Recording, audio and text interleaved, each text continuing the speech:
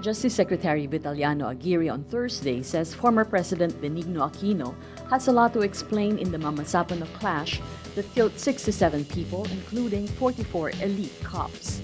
Aguirre says Aquino should submit his mobile for investigation. He adds, text messages and calls on the eve of the clash could prove the former president was the most accountable for the police operation that ended in tragedy. He adds Aquino should have made sure that then Special Action Force Chief Getulio Napeñas would follow his order to coordinate with the military ahead of the operations. Walang binayolate si General Napeñas, siya ang nagkulang. Kung gusto niyang sinabi niya, ang sinabi kasi ninyo, okay, you coordinate with the military. Sabi ni General Napeñas, Mr. President, ang military is compromised na. So, ang dapat po dyan ay time target lamang. Oh, anong ginawa niya? Wala siyang sinabi. Silent siya. Ang dapat sana sinabi niya kay General Peñas, hey, and then gusto ko talaga yung i-coordinate mo yan. Hindi niya ginamit yun. So, silent siya doon. Anong ibig sabihin ng silence? Silence means acquiescence. Aquino says Thursday his only fault was he trusted Napeñas to never lie to him.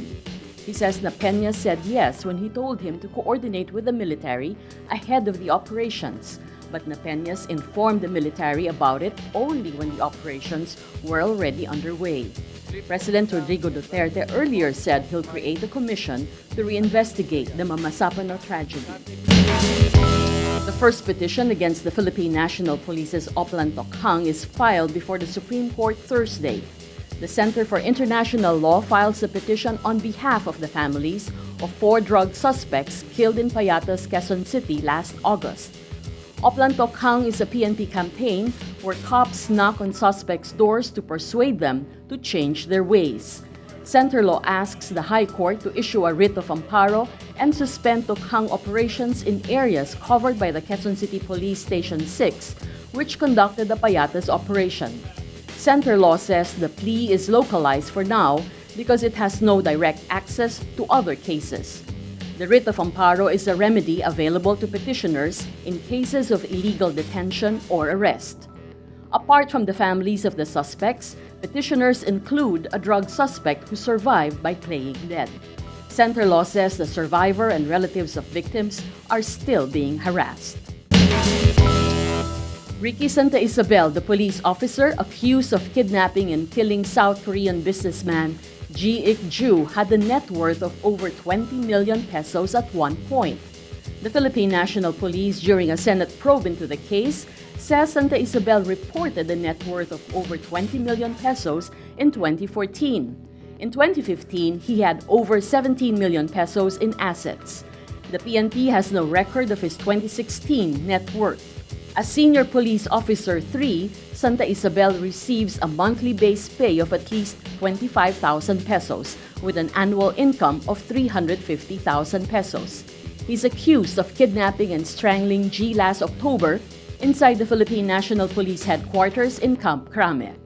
Santa Isabel was with the anti-illegal drugs group at the time of the crime, and his team allegedly used the war on drugs as cover for their illegal activities. The PNP says Santa Isabel owns at least 5 houses and lots, a 4-story commercial building, and 3 lots in Caloocan City. He also owns 2 cars and 2 motorcycles. Santa Isabel says he takes home only around 8,000 pesos monthly because he pays several loans. The policeman says the bulk of their income is handled by his wife, Jinky. Santa Isabel says they also own a Western Union payment center and a payment outlet. Saan niya nakuha yung unang kapital para magkaroon ng mga ganon? Sa sipag niya po, dahil sa insurance po, commission basis po dyan, kaya po napalago po unti-unti yung business po namin. Santa Isabel says all their assets and liabilities are declared in his statement of assets, liabilities, and net worth. Santa Isabel denies being part of the kidnapping and murder of G, but he admits he saw the Korean alive inside Camp Crame. The Ombudsman wants to seize the late Maguindanao Governor Andal Ampatuan Sr.'s 54.9 million pesos worth of illegal gotten wealth. Ombudsman Conchita Carpio Morales has directed a forfeiture case against the estate of Ampatuan and his wife, Bai Lala Uy, saying their wealth is, in her words, manifestly out of proportion to the late governor's salary as public official and other legal sources of income. A lifestyle check revealed that Ampatuan Sr. didn't declare the following properties: 15 real estate properties in Cotabato and Davao worth more than 55 million pesos, 25 vehicles worth more than 27.5 million pesos, and 23 firearms worth more than 3.8 million pesos.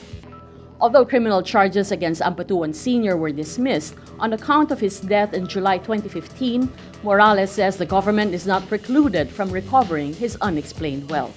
Ampatuan Sr. died at age 74 while on trial for the Maguindanao massacre. Defense Secretary Delfin Lorenzana says ISIS made direct contact with Abu Sayyaf leader Isnilon Hapilon last December.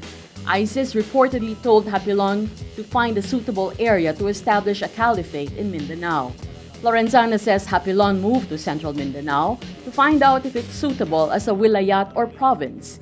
He says the military monitored Hapilon moving from his base in Basilan to Lanao del Norte.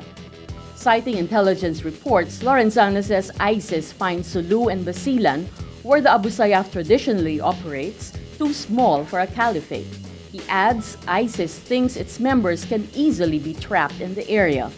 Lorenzana says Hapilon appears to be rallying the support of the Maute group based in central Mindanao. Central Mindanao is a known territory of the Muslim rebel group Moro Islamic Liberation Front that finalized a peace deal with the previous Aquino administration.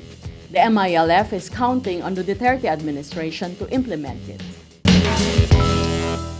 The Philippines remains one of Asia's fastest-growing economies in 2016. It ends 2016, an election year, with a strong 6.8% economic growth, ahead of China's 6.7% and Vietnam's 6.2%. Household consumption, fueled by low interest rates, benign inflation, remittance flows, and higher incomes, were the main drivers of Philippine growth. But weather disruptions remained a roadblock. Dismal performance of the agriculture sector pulled down the fourth quarter growth by 0.1 percentage point. Central Bank Governor Armando Tetanco Jr. says the full-year growth of 6.8% and fourth quarter growth of 6.6% were in line with market expectations.